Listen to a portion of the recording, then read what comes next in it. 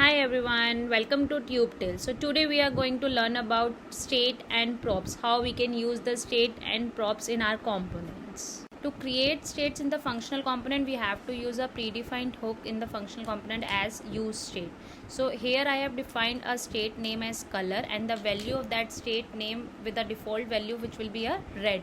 So here I am printing hi, I am a color functional component, so it will give you the value which we have defined in the useState, that is red. So if I go to the browser and see, so as you can see, hi, I am a red functional component. Here we have passed the state variable. So what are props? Props is called properties. So let's suppose I want to pass the data from parent component to child component. How we can do that? By using props we can achieve that thing. So here as you can see, this is my parent component, this is the child component which I have created, okay, and now here I am passing something which is known as props.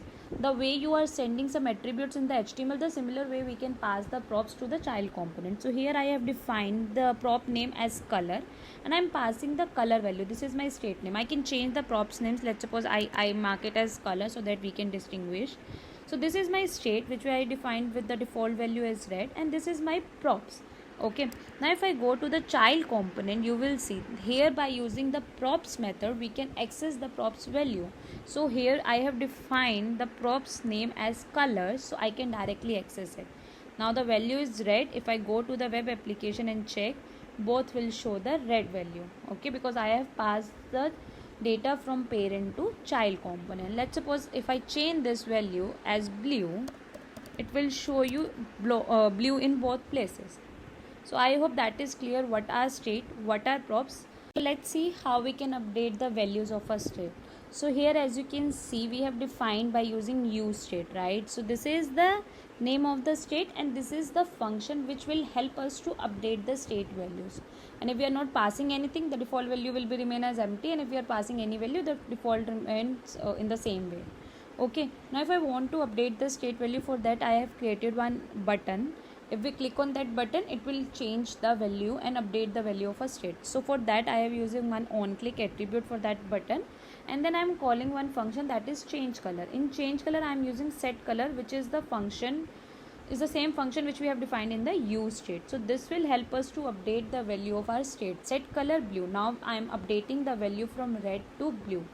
Once this line hits, it will re-render the component, the parent component as well as the child component which are using this state variable, okay, and then the same value will be going to be reflected in our application. As we are changing from red to blue here, so if I go to the application, you will see the default value is coming as a red. If I click on this click me, both the values is turning to blue. It means now we have updated the value into a blue. Okay, now as we have seen how state and props works, let's see what is the actual difference between both of them. So the first difference is props are immutable and state is mutable. Means we can change the value of state, but we cannot change the value of props. As you have already seen, to update the value of state we have to use this way, right? And we are just passing the props, we are not updating anywhere. So this is the difference. Second difference is props allow you to pass the data from one component to another component as an argument, and state holds information about the component. Means props is only available to the child component where we are passing the data from parent to child, but state component we are defining on the parent component and it will works only for this component. If you want another state component, we have to separately define on our child component, which only be accessible and maintained on the child component only. Okay, so this is the difference for the second point.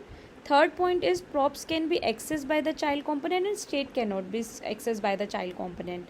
Means we can only define the and access the props on in the child component only, and state cannot be accessible.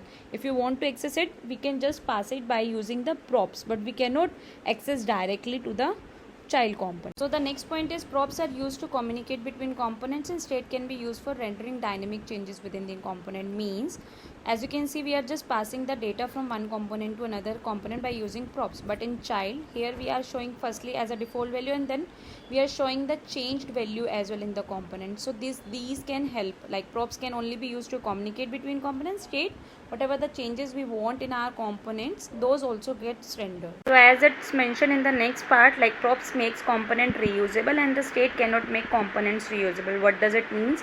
Let's suppose you have 3 buttons, okay, in your application, and the CSS is remain same for all those buttons. It's just a text which is different, okay. So how we can do it by making it as a reusable component by using props. So let's suppose I have created 3 buttons here. So this is a component where we have defined all the CSS, whatever the shape and border radius, size, and whatever things we need. But the text is different for all those buttons. One is for submit, one is for the continue, and one is for the pay. So by passing the props as a text, we can define the different value of our state by using a single reusable component. But we cannot achieve the same thing by using state. So this is the difference. Like props can be help us to make a reusable component, but state cannot do that. Next is props are external and controlled by whatever renders the component, and the state is internal and controlled by the React component itself. As you have already seen that we are just passing from parents to child props, so this is external and controlled by the parent component, and the state is internal, so this is only controlled by the parent component.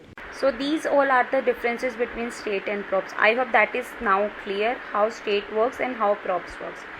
So let's have some activity. Let's do some of the practical example by yourself so that you can learn. So let's make one component, a parent component, which have a state age, and then we need to change the value of ages, and it should go to the child components. And just post your answers in the comment section. Thank you everyone for watching.